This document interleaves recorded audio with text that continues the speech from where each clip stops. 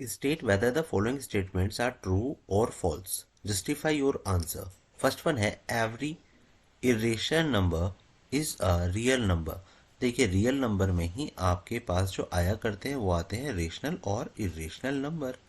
तो हमारे पास एक कैटेगरी होती है रेशनल नंबर की, जिसको आप पी अपॉन क्यू की फॉर्म में लिखते हो, क्यू आपका कभी भी जीरो नहीं होना चाहिए।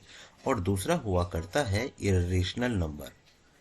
इरेशनल नंबर जैसे कि मैं बात करूं कि √61 it is a irrational number, या मैं बात करूं 2.50150015 3 टाइम 01 और मैं यहाँ पर डॉट डॉट डॉट, मतलब हमारे पास ये non terminating non repeating condition में अगर आता है तब हम उसको इरेशनल नंबर बोला करते हैं।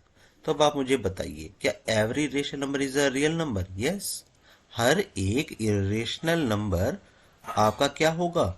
रियल नंबर कहलाया जा सकता है, क्योंकि ये तो इसका पार्ट हुआ ना। ऐसे ही यहां पर कहा गया, ये आपका ट्रू पार्ट हो जाता है।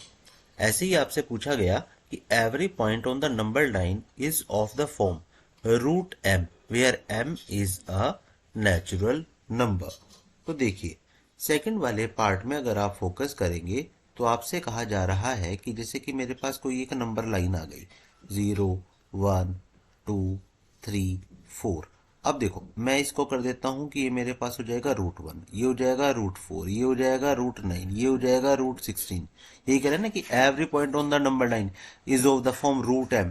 तो ये √m की फॉर्म में, मतलब रूट की फॉर्म में आपको देखने के लिए मिल रहा है।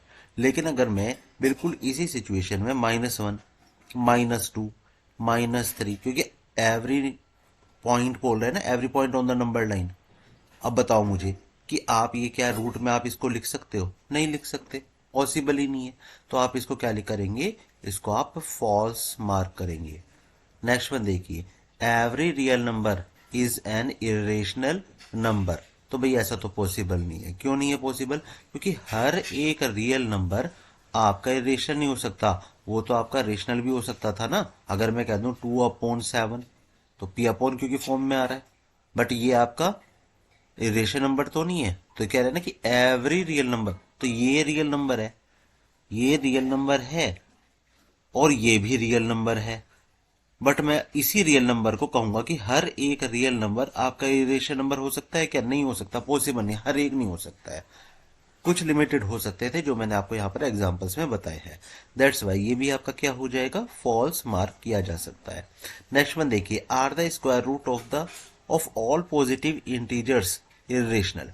कि square root of all positive integers ये आपके क्या कहलाए जा रहे हैं? इरेशनल कहे जा रहे हैं। तो सोचो, मैं अगर आपसे कह दूं कि भाई यहां पर √1 है, तो √1 तो 1 होता है और 1 को आप रेशनल बोलते हो। तो are the square root of all positive integers, चलो एक और ले लेता हूं।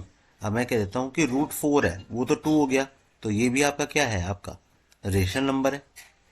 √3 हाँ कंसिडरेबल है, लेकिन हर एक are the square root of all positive integers ये सारे के सारे रेशनल नंबर में आएंगे? नहीं, पॉसिबल नहीं है ना भाई। देखो मैंने यहाँ पे एग्जांपल बता दिया आपको, √4 = 2, ये तो नहीं हो सकता रेशनल, ये तो रेशनल की कैटेगरी को बिलोंग करता है।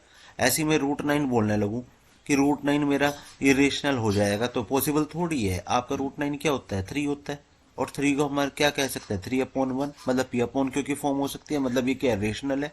तो इरेशनल तो हो नहीं सकता ये। इसका मतलब ये स्टेटमेंट कैसा है? ये तो आपका क्या है? फॉल्स स्टेटमेंट है। If not give an example, एक क्यों, आप बहुत सारे एग्जाम्पल दे सकते हो। देखो मैंने √4 √9 का दिया, आप √16 का भी दे दो, है ना, कि √16 भी आपका क्या है? एक रेशनल नंबर कहलाया जा सकता है। तो यहाँ पे इस एक्सरसाइज 1.2 को आप अच्छे से समझ के ट्रू एंड फॉल्स को मार्क कीजिए।